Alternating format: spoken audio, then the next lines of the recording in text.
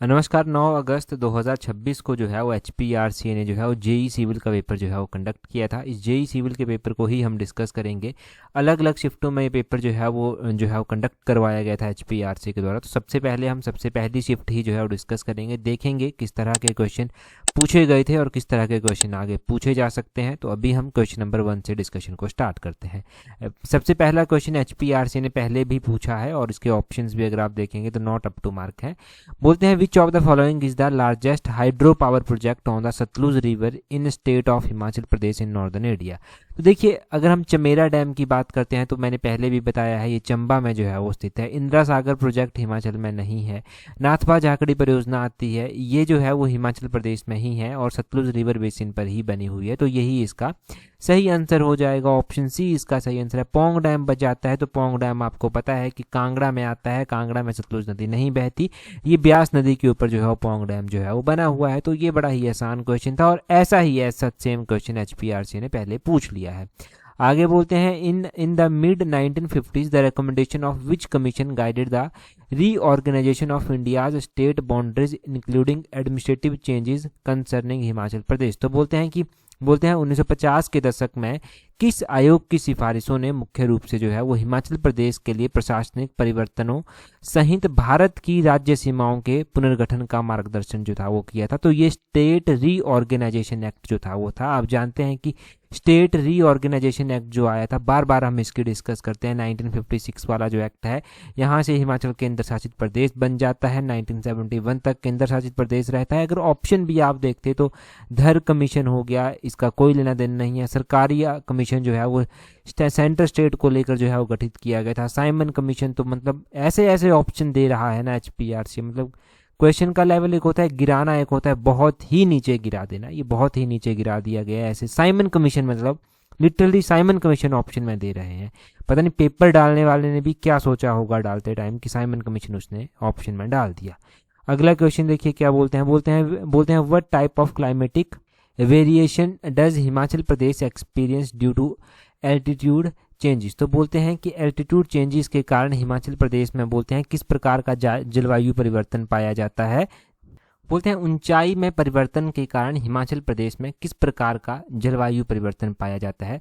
देखिए, ऐसा भी क्वेश्चन पहले HPRC ने पूछा है। ट्रॉपिकल टू डिजर्ट नहीं पाया जाता, ये तो गलत हो गया। ह्यूमिड टू ड्राई भी नहीं पाया जाता।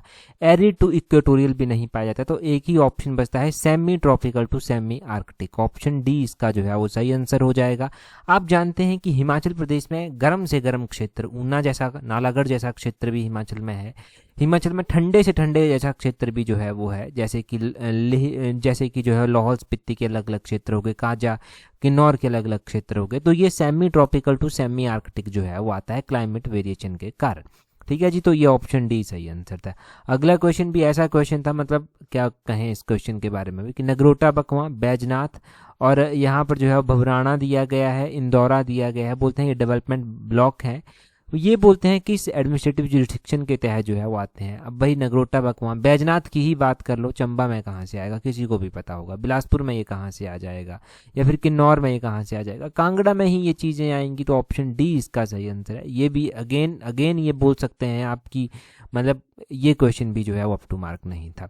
आगे बोलते हैं what is the scientific taxonomic name of the western tragopan locally known as Jujurana which was declared the state bird of Himachal Pradesh in 2007। ये पूरा क्वेश्चन हमने ऐसे पढ़ा हुआ है। हमने ये भी पढ़ा हुआ है कि जो जुजुराना है वो स्टेट बर्ड है, और जुजुराना को जो है वो किंग ऑफ बर्ड्स भी बोला जाता है। और ये जो है वो मेलेनोसिफोलस के नाम से जो है वो इसको जाना जाता है, साइंटिफिक नेम के रूप में जो जाना जाता है। तो ट्रैगोपन मेलेनोसेफेलिस, इसका ऑप्शन ए जो है वो सही आंसर जो है वो हो जाएगा। यहाँ पर अगर आप और भी बात करेंगे यहाँ पर कि हम क्या क्या चीज़ें ऐसी पढ़ चुके हैं। हम हिमाचल के स्टेट बर्ड के बारे में तो पढ़ ही चुके हैं, स्टेट एनिमल के बारे में भी हम ऐसे ही जो है वो पढ़ चुके हैं। क्या चीज़ें स्टेट एनिमल के बारे में हम पढ़ चुके हैं कि हिमाचल का जो स्टेट एनिमल है ना, उसके बारे में हम स्नो लेपर्ड के बारे में पढ़ चुके हैं कि उसका साइंटिफिक नाम क्या है। शायद वो भी एग्जाम में पूछा जा चुका है अभी तक, अगर नहीं भी पूछा गया होगा तो ज़रूर पूछ लिया जाएगा। तो उसका जो है वो हम साइंटिफिक नाम जो पढ़ते हैं वो पैंथेरिया यूनिसिया जो है वो उसका साइंटिफिक नेम जो है वो पढ़ते हैं। और उसी दौरान ये हमने जुराना भी पढ़ रखा है। अगला क्वेश्चन देखिए क्या बोलते हैं what is the primary objective of Himachal Pradesh power corporation limited. तो HPPCL का, Himachal Pradesh power corporation limited का प्राइमरी ऑब्जेक्टिव क्या होगा? To manage disaster response. जब पावर की बात आ रही है तो ये डिजास्टर रिस्पॉन्स को क्यों मैनेज करेगा? गलत हो गया। टू बूस्ट टूरिज्म, अरे जब पावर मैनेजमेंट की बात आ रही है तो टूरिज्म को ये क्यों बूस्ट करेगा? टू प्रमोट एग्रीकल्चर इरिगेशन, ये भी गलत हो गया कि एग्रीकल्चर को क्यों ये प्रमोट करेगा एग्रीकल्चर इरिगेशन को भी, जब ये पावर है। To develop hydro power project, ये बड़ा ही सिंपल सा क्वेश्चन था जो बड़े ही सिंपल तरीके से सॉल्व हो रहा था। ऑप्शन डी इसका सही आंसर है। आगे बोलते हैं according to Himachal Pradesh budget 2026-27 the Mukhyamantri Apna Sukhi Parivar Yojana reflect which broader governance philosophy. तो यहाँ पर पता चल रहा है कि मुख्यमंत्री अपना सुखी परिवार के बारे में बात कीजिए, मतलब परिवार और वो सुखी भी होना चाहिए और मुख्यमंत्री इनके सरकार उसको जो है वो सहायता देगी। तो यहाँ पर जो है वो ऑप्शन सी भी नहीं होगा, ऑप्शन डी भी नहीं होगा, ए भी नहीं होगा, तो ऑप्शन बी ही सही आंसर जो है वो होगा।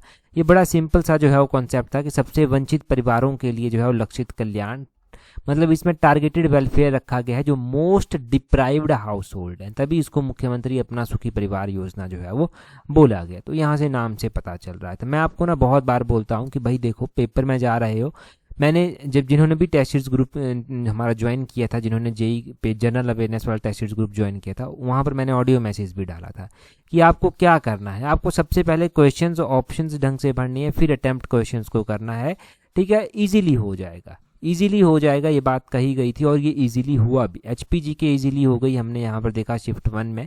अब हम अगला सेक्शन देखेंगे, परंतु उससे पहले अगर आप क्लर्क सेक्रेटरीट के एग्जाम के लिए अब तैयारी कर रहे हैं, क्योंकि यही अच्छा मौका है ये सेक्रेटरीट जैसी अच्छी नौकरी का, ना ही ट्रांसफर का कोई झंझट है, ना ही और कोई चीज़ और कोई चक्कर इसमें रहेगा, बस एक अच्छी नौकरी रहेगी, स्टेबल नौकरी रहेगी। अगर इसके लिए तैयारी कर रहे हैं तब आप हमारी टेस्ट सीरीज के साथ टाइमली जुड़ सकते हैं। इस टेस्ट सीरीज का लिंक नीचे डिस्क्रिप्शन बॉक्स कमेंट बॉक्स में दिया गया है।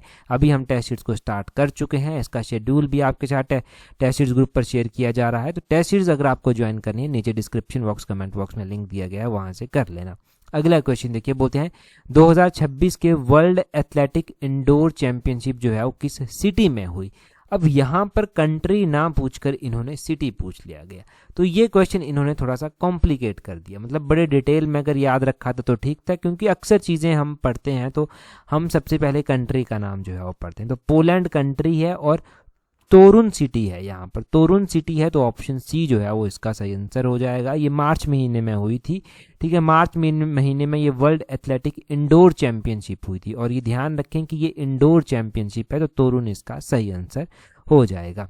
आगे बोलते हैं यहाँ पर at the 76th international astronautical Congress IAC 2025 which organizations collaborated to establish the India Space Pavilion to showcase the nation's 6 decade of space achievements की 76th नंबर के अंतर्राष्ट्रीय अंतरिक्ष यात्री कांग्रेस में भारत की 6 दशकों की अंतरिक्ष उपलब्धियों को प्रदर्शित करने के लिए इंडिया स्पेस पेवेलियन की स्थापना किस संगठन ने मिलकर जो है वो की है। तो जब यहाँ पर बात इंटरनेशनल एस्ट्रोनॉटिकल कांग्रेस की आ रही है तो इसरो का नाम आना जरूरी है। तो यहाँ पर देखते तो इसरो वाले सिर्फ 2 ऑप्शन थे, इसरो और DRDO, ठीक है। तो यहाँ पर इसरो इन स्पेस, इसका ऑप्शन सी जो है वो सही आंसर हो जाएगा। अगले क्वेश्चन में बोलते हैं on May 22 2026 the union government paid tribute to which famous social reformer on his birth anniversary. ये भी आसान था कि किसको जो है वो श्रद्धांजलि दी गई, तो ये राजा राम मोहन रॉय को जो था वो दी गई थी, राजा राम मोहन रॉय को दी गई थी। और आपने ये ध्यान रखना है कि राजा राम मोहन रॉय का महत्वपूर्ण रोल रहा था सती प्रथा को बैन करने के लिए, ठीक है। सती प्रथा जो है वो बैन तो हो गई, परंतु कौन से ईयर में जो है ये सती प्रथा जो है वो बैन हुई थी और कब ये किसने बंद करवाई थी, तो 1929 में राजा राम मोहन रॉय के प्रयासों से ही उस टाइम के गवर्नर जनरल थे लॉर्ड विलियम बेंटिक, उनके द्वारा जो है वो इसके ऊपर सती प्रथा के ऊपर जो था वो बैन लगाया गया था। तो ये ऑप्शन डी इसका सही आंसर हो गया। अगले क्वेश्चन में बोलते हैं which of the following chemical law establishes that the constitute element of a pure compound are always present in a fixed ratio by mass irrespective of its source और method of preparation. तो बोलते हैं निम्नलिखित में से कौन सा रासायनिक नियम यह स्थापित करता है कि किसी शुद्ध यौगिक के अवयवी तत्व उसके स्रोत या निर्माण की विधि की परवाह किए बिना द्रव्यमान के निश्चित अनुपात में उपस्थित होते हैं। तो ये बात करता है law of definite proportion. Option D जो है वो इसका सही आंसर है, निश्चित अनुपात का नियम करता है। इसमें करंट अफेयर के सिर्फ 2-3 क्वेश्चन ही पूछे गए थे और बाकी ओवरऑल जीके में हमारे पास साइंस थी, थोड़ी सी पॉलिटी भी थी, हिस्ट्री भी थी, सब कुछ था। आगे देखिए बोलते हैं which of the following best explains the constitutional effect of the proclamation of emergency under article 352 of Indian constitution. 352 के तहत जो इमरजेंसी लगती है उसको कौन बेस्ट एक्सप्लेन करता है। बोलते हैं it allow state to disregarded centre laws during the national crisis, की यह राज्यों को राष्ट्रीय संकट के दौरान केंद्रीय कानूनों की अवहेलना करने की अनुमति देता है। कि या बोलते हैं it completely suspends the federal structure and abolishes state government, कि ये पूरे संघीय ढांचे को निलंबित कर राज्य सरकारों को समाप्त कर देता है। या बोलते हैं it permanently transfer all legislative power to state to parliament, बोलते हैं ये राज्यों की सभी विधायी शक्तियों को स्थायी रूप से संसद को हस्तांतरित कर देता है। या फिर आगे बोलते हैं it enables the central government to assume extensive powers over the state subject and administration. तो ये हमने ज़रूर पढ़ा है ऐसा कि जब आर्टिकल 352 के तहत इमरजेंसी लगती है तो केंद्र सरकार को राज्य के विषयों, जो स्टेट लिस्ट, कंकरेंट लिस्ट और यूनियन लिस्ट आप पढ़ते हैं, तो जो स्टेट लिस्ट होती है, राज्य के जो विषय होते हैं और प्रशासन होता है, उस पर व्यापक शक्तियां ग्रहण करने में सक्षम जो है ये बनाता है। तो यही ऑप्शन डी सही आंसर हो जाना था। ऑप्शंस लंबी खींच दी गई थी, अदरवाइज ठीक था क्वेश्चन। बोलते हैं Kumbhalgarh wildlife sanctuary which was recently declared an eco sensitive zone is located in which mountain range. तो कुंभलगढ़ वाइल्ड लाइफ सेंचुरी पहले पता होना चाहिए कौन से स्टेट में आती है, क्योंकि हम अक्सर जब भी रिवाइज करते हैं तो हम ये रिवाइज करते हैं कि कौन सी वाइल्ड लाइफ सेंचुरी, कौन सा टाइगर रिजर्व, कौन सा नेशनल पार्क कहाँ पर आता है। तो ये कुंभलगढ़ जो है वो कहाँ पर जो है वो आती है। तो आपने ध्यान रखना है कि कुंभलगढ़ जो फोर्ट भी आता है, वाइल्ड लाइफ सेंचुरी भी आती है, ये जो है वो राजस्थान में आते हैं। तो कौन सी रेंज राजस्थान में आती है? अरावली रेंज राजस्थान में आती है। तो ऑब्वियसली ऑप्शन बी सही आंसर इसका हो जाएगा। ठीक है जी, अगला क्वेश्चन हम देखेंगे, परंतु अगला क्वेश्चन हम डिस्कस करें उससे पहले अगर आप तैयारी कर रहे हैं अपने अपकमिंग HPRC के किसी भी एग्ज़ाम के लिए, क्योंकि हर एक एग्ज़ाम में ये जनरल अवेयरनेस का सेक्शन पूछा जाएगा। अगर आपको अकेला जनरल अवेयरनेस ही कवर करना है तो आप जनरल अवेयरनेस की टेस्ट सीरीज के साथ टाइमली जुड़ सकते हैं। इसका लिंक नीचे डिस्क्रिप्शन बॉक्स, कमेंट बॉक्स में दिया गया है। बहुत सारे एस्पिरेंट्स हमारे साथ पेपर 1 की तैयारी कर रहे हैं। Himachal Pradesh public service commission के पेपर 1 की तैयारी अगर आप कर रहे हैं तो आप हमारी पेपर 1 की टेस्ट सीरीज के साथ जुड़ सकते हैं। इस पेपर 1 की टेस्ट सीरीज का जो लिंक है वो नीचे डिस्क्रिप्शन बॉक्स में भी और कमेंट बॉक्स में भी दिया गया है। टाइमली अगर आप जुड़ेंगे तो टाइमली चीज़ों को रिवाइज कर पाएंगे, प्रॉपर बेनिफिट ले पाएंगे और अपने स्टडी को प्रॉपर शेप देकर जो है वो आगे बढ़ पाएंगे। डिपेंड आपके ऊपर करता है कि आप किस डायरेक्शन में जो है वो जाने के लिए तैयारी कर रहे हैं। अगला क्वेश्चन देखिए, बोलते हैं which mountain range is locally referred as Sahyadris in the state of Maharashtra. तो बोलते हैं महाराष्ट्र राज्य में किस पर्वत श्रृंखला को सह्याद्री के नाम से भी जाना जाता है। तो हज़ारों बार ये क्वेश्चन जो है वो पूछा गया। हिमाचल प्रदेश जब HPSSC हुआ करता था, जो इससे पहले पेपर कंडक्ट करवाता था, तो ये वेस्टर्न घाट की बात जो है वो की जा रही है। सह्याद्री जो है वो वेस्टर्न घाट को भी महाराष्ट्र में जो है वो बोलते हैं। आगे बोलते हैं which of the following is best example of disguised unemployment. Unemployment के भी अलग अलग जो है प्रकार होते हैं। तो प्रच्छन्न एक बेरोजगारी होती है, कौन सा उसको अच्छे से दर्शाता है? बोलते हैं worker shifting from farm to factory work, या फिर बोलते हैं श्रमिक जो है वो कृषि से कारखाने में काम में जाना, या फिर आर्थिक मंदी के कारण श्रमिकों की नौकरी छूट जाना, या फिर आवश्यकता से अधिक श्रमिकों का कार्य में लगे रहना, या फिर केवल फसल कटाई के मौसम में कार्यरत श्रमिक। देखिए जो भी इस तरह की अनएम्प्लॉयमेंट होती है, जो फसल कटाई, वो सीजनल अनएम्प्लॉयमेंट जो है वो आ जाती है। ठीक है, उसमें सीज़न कोई भी आएगा तो लोगों को रोज़गार मिल जाएगा, सीज़न चला जाएगा तो लोग बेरोजगार हो जाएंगे। तो ये तो नहीं होगा। बोलते हैं more workers engaged than actually required. हाँ, ऐसा होता है डिस्गस्ट जो प्रच्छन्न बेरोजगारी होती है, जितनी ज़रूरत नहीं है उससे ज़्यादा जो वर्कर्स हैं वो एंगेज होंगे, तो यही एक बेरोजगारी है, डिस्गस्ट अनएम्प्लॉयमेंट। ऑप्शन सी इसका सही आंसर है। ठीक है, आर्थिक मंदी के कारण नौकरी का छूट जाना, ये कौन सी अनएम्प्लॉयमेंट में आएगा? जैसे रिसेशन आ गया, कोई भी इकोनॉमी में डाउन चला हुआ, तो वो साइक्लिक अनएम्प्लॉयमेंट जो है वो आ जाती है। ठीक है, साइक्लिक अनएम्प्लॉयमेंट वो आती है। अच्छा, ये जो जब ज़्यादा वर्कर्स बोलते हैं more workers engaged than actually required, जब इस तरह की कंडीशन होती है ना, तो इसको हिडन अनएम्प्लॉयमेंट भी जो है वो बोला जाता है, हिडन अनएम्प्लॉयमेंट भी इसको बोलते हैं।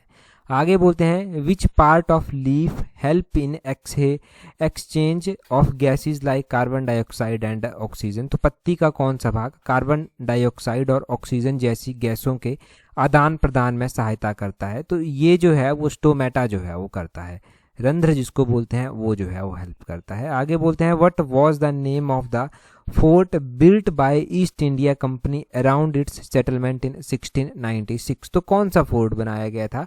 हम पढ़ते हैं फोर्ट विलियम, यही फोर्ट विलियम जो है वो बनाया गया था। ऑप्शन ए इसका सही आंसर हो जाएगा।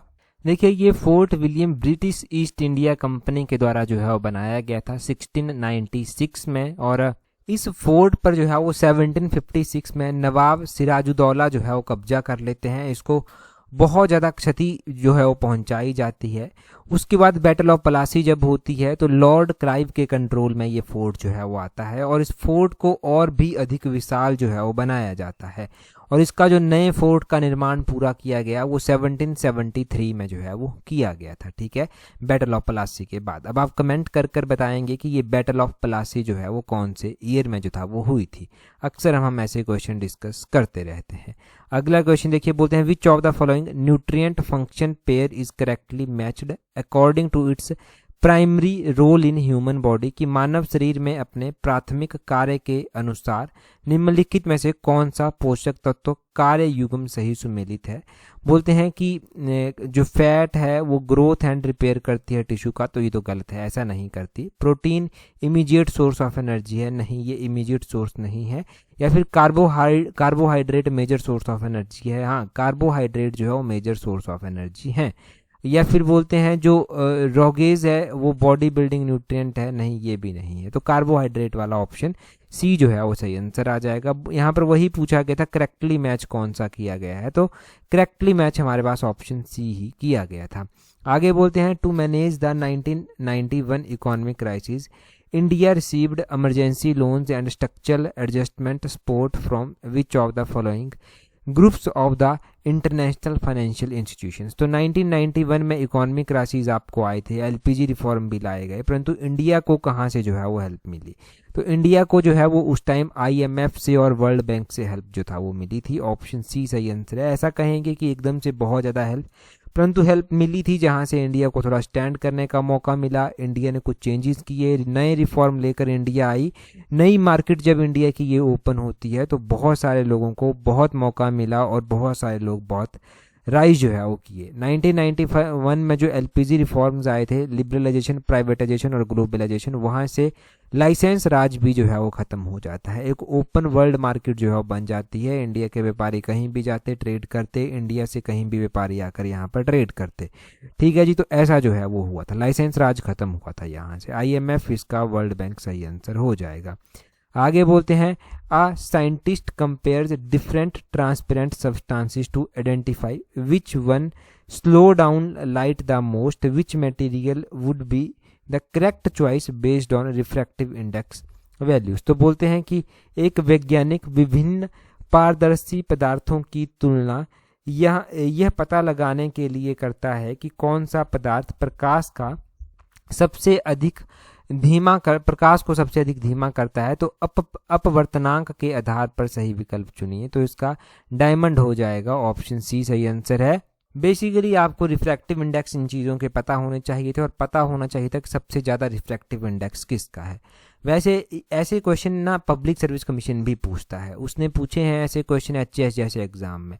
तो डायमंड वाला क्वेश्चन मुझे ध्यान है कि वहाँ पर ऐसा क्वेश्चन पूछा गया था। तो डायमंड का जो रिफ्रैक्टिव इंडेक्स होता है वो 2.42 जो है वो होता है। बर्फ़ का 1.31 जो है वो होता है। डेंस फ्लिंट ग्लास का जो है वो रिफ्रैक्टिव इंडेक्स जो है वो 1.65 होता है। बेंजीन का 1.50 जो है वो होता है। तो इसमें से जो हाईएस्ट रिफ्रैक्टिव इंडेक्स था वो किसका था, वो हीरे का ही था, डायमंड का ही था। तो डायमंड ही इसका सही आंसर होना था। आगे बोलते हैं कृपा शंकर ने बहुत अच्छा काम किया पर किसी को पता ही नहीं चला, जंगल में मोर नाचा किसने देखा। तो जंगल में मोर नाचा किसने देखा, इस लोकोक्ति का अर्थ बोलते हैं भीतर से शत्रु ऊपर से मित्र नहीं, अयोग्य व्यक्ति को अच्छी चीज देना नहीं, या फिर बोलते हैं दोषी व्यक्ति अपने आप फंस जाता है नहीं, ऐसे स्थान पर गुण प्रदर्शन न करें जहां कदर ना हो। हाँ, यही बात है इसकी, यही ऑप्शन डी जो है वो सही आंसर हो जाएगा। नीचे दिए गए वाक्य में कारक संबंधी त्रुटि पहचानिए और शुद्ध वाक्य का चयन कीजिए। राम को बाजार जाता है, तो राम ने बाजार जाता है, राम के बाजार जाता है, राम बाजार के लिए जाता है, या फिर राम से बाजार जाता है। ऑब्वियसली यहाँ पर ऑप्शन सी ही सही आंसर इसका है, यही हमें सही लगता है देखने में भी, राम बाजार के लिए जाता है। निम्नलिखित वाक्यों में से कौन सा वाक्य एक वचन की दृष्टि से बेमेल वाक्य है। तो बेमेल वाक्य इनमें से कौन सा है। मीरा खाना बना रही है, श्याम विद्यालय जा रहा है, मोर नाच रहा है, भक्त जन भजन गा रहे हैं। तो भक्त जन भजन गा रहे हैं एक वचन की दृष्टि से यही जो है वो गलत है। ऑप्शन डी इसका सही आंसर। देखो यहाँ पर मीरा खाना एक वचन है, श्याम विद्यालय एक वचन है, मोर नाच रहा है एक वचन है, परंतु भक्त जन जब आ गए तो बहुवचन हो गया, वो एक वचन से आगे निकल गया, बहुवचन हो गया। रेखांकित वाक्यांश के लिए सार्थक शब्द क्या है। बोलते हैं जिसके पास कुछ भी ना हो, जिसके पास कुछ भी ना हो यही रेखांकित है। तो इसके लिए सार्थक शब्द कौन सा होगा। बोलते हैं जिसके पास कुछ भी ना हो उसको अकिंचन जो है वो बोला जाएगा। ऑप्शन ए सही आंसर है। अकिंचन उसके लिए छोटी सी मदद भी बहुत मायने रखती है। आगे बोलते हैं राकेश ने पूछा आपको गजानन के पर्यायवाची शब्द याद हैं। मैंने कहा हाँ याद हैं और मैंने गजानन के कई पर्यायवाची शब्द बता दिए। राकेश ने प्रसन्नता जाहिर की और फिर बोला मैं गाय के पर्यायवाची शब्दों के 4 विकल्प देता हूं जिनमें से एक गलत है। क्या आप इनमें से उस गलत विकल्प की पहचान कर सकते हैं। तो सुरभि हो गया, धेनु हो गया, हरियाण हो गया, पैसविनी हो गया। तो सुरभि तो गाय को ही बोलते हैं, धेनु भी बोलते हैं, हरियाण नहीं बोलते। ऑप्शन सी सही आंसर है। बेसिकली हरियाण जो है ना एक पुराना सा नाम आता है, तो उसके कुछ खास पर्यायवाची नहीं देखने को मिलेंगे। ठीक है, तो बाकी तो गाय के ही पर्यायवाची हैं। आगे बोलते हैं in the given question statement divided into different segment is given, rearrange all segment to form a coherent sentence. तो इसको रीअरेंज करना है। सिंस तो सबसे पहले नहीं आएगा, तो इसको साइड में रखिए। बोलते हैं the logistic division was compelled to restructure its entire distribution network. तो ये द से स्टार्ट हो रहा है, तो सबसे पहले बी आ जाएगा। अब बोलते हैं डिस्ट्रीब्यूटेड नेटवर्क सिंस द आएगा, फिर since the existing infrastructure lacked the capacity to support simultaneous operation, फिर ए आ जाएगा। फिर आ जाएगा across the 3 geographically dispersed warehousing cluster spread over the northern region, C आ जाएगा। Which had expanded significantly following the acquisition of 2 competing logistic firms, तो D आ जाएगा। BACD देखिए, BACD ही है इसका। ऑप्शन ए सही आंसर है, यही सही आंसर है। आगे बोलते हैं choose the most appropriate option. बोलते हैं if she dash the early train, if she had taken होगा यहाँ पर, she would not have missed the important client meeting, तो ऑप्शन बी इसका सही आंसर आ जाएगा। अगले क्वेश्चन में बोलते हैं in the following sentence choose the word that can be substitute the capitalised phrase. तो बोलते हैं यहाँ पर कैपिटलाइज्ड फ्रेज ये है एन एक्सट्रीम और irrational fear of a particular thing, उसको क्या बोलते हैं। किसी चीज़ का डर होना, ऐसी सिचुएशन को फोबिया बोला जाता है। तो फोबिया इसका ऑप्शन डी जो है वो सही आंसर। कहते हैं कि यार मुझे तो हाइट से फोबिया है, मुझे तो आग का फोबिया है, पानी का फोबिया है, ऐसे ऐसे फोबिया डर टाइप में बोल देते हैं। बोलते हैं currently I dash my assignment, currently I am doing my assignment, मैं अपनी असाइनमेंट कर रहा हूँ, रही हूँ। ऑप्शन सी जो है वो इसका सही आंसर जो है वो आ जाएगा। Choose the correct idiom to replace the underline segment. After year of neglecting his health, Rohan decided to act more responsibly by exercising regularly and eating balanced meal. तो यहाँ पर हो जाएगा turn over new leaf, option B सही answer है कि act more responsibility by exercising regularly, eating and balanced meal, तो ये टर्न ओवर न्यू लीफ आ जाएगा। आगे बोलते हैं select the most appropriate synonym of the word candid. Candid का जो है वो साइनोनियम, सिमिलर मीनिंग आपको बताना है। कैंडिड क्या होता है? कैंडिड का मतलब थोड़ा स्पष्ट हो जाता है, तो स्पष्ट मतलब डिसऑनेस्ट तो नहीं होगा, डिप्लोमेटिक भी नहीं होगा, एवेसिव भी नहीं होगा, फ्रैंक हो जाएगा। ऑप्शन डी इसका सही आंसर है। आगे हमारे पास रीजनिंग का क्वेश्चन चलता है, अगर इसको सॉल्व करेंगे तो 2 इसका सही आंसर आ जाएगा। हमने पहले भी सॉल्व किए हुए हैं ऐसे। आगे बोलते हैं J is brother of D, D is the sister of B, B is the wife of F, F is the father of Z and how J is related to Z. तो ये जो है वो मदर्स ब्रदर आ जाएगा, माता का भाई यानी कि मामा, मदर्स ब्रदर, इसका ऑप्शन सी जो है वो सही आंसर है। आगे अरेंज करना है इसको भी एक रो में, तो 18th इसका सही आंसर जो है वो आ जाएगा। आगे बोलते हैं इसको भी आपको बताना है कि does not belong to the same group, तो इसमें से एम एफ के ये सेम ग्रुप को बिलोंग नहीं करता। देखिए यहाँ पर यू फिर आर है फिर वी है, तो यू के बाद वी ही आता है, जी के बाद एच आता है, जी एच आता है, डी यहाँ पर हो जाएगा, वी के बाद जो है वो वी के बाद डब्ल्यू आता है और यहाँ पर बीच में एस हो जाएगा, तो एम के बाद के नहीं आता, तो यही गलत जो है वो हो जाएगा। तो इसी के साथ हमने ये 35 क्वेश्चन देखे। अगला क्वेश्चन हम देखेंगे हमारे पास क्या पूछा गया है, परंतु उससे पहले देखिए, अगर आप तैयारी कर रहे हैं अपने अपकमिंग HPRC के पटवारी पंचायत सेक्रेटरी एग्जाम के लिए, तो आप टेस्ट सीरीज को ज्वाइन कर सकते हैं। एक ही टेस्ट सीरीज से आप दोनों एग्जाम की तैयारी कर सकते हैं, ये पॉकेट फ्रेंडली आपके लिए रहने वाली है। दूसरा, अगर आप तैयारी कर रहे हैं अपने आने वाले जूनियर ऑफिस असिस्टेंट IT के एग्जाम के लिए, तो आप जूनियर ऑफिस असिस्टेंट IT की टेस्ट सीरीज के साथ भी जुड़ सकते हैं। इसका लिंक भी नीचे डिस्क्रिप्शन बॉक्स, कमेंट बॉक्स में दिया गया है। क्वेश्चन देखिए, बोलते हैं what is the approximate latitudinal extend of Himachal Pradesh. Latitude Himachal का बताना है आपको। ये क्वेश्चन हमने डिस्कस किया था इससे पहले पॉलिटिकल साइंस पेपर की शिफ्ट 2 में, तो कमेंट कर बताइए। टेलीग्राम पर ज्वाइन करने के लिए अपने टेलीग्राम से @allexam31 करके सर्च करना, आपको हमारा टेलीग्राम चैनल मिल जाएगा। आज की इस वीडियो में इतना ही है। That's all for today. Thank you very much for watching and listening it very patiently.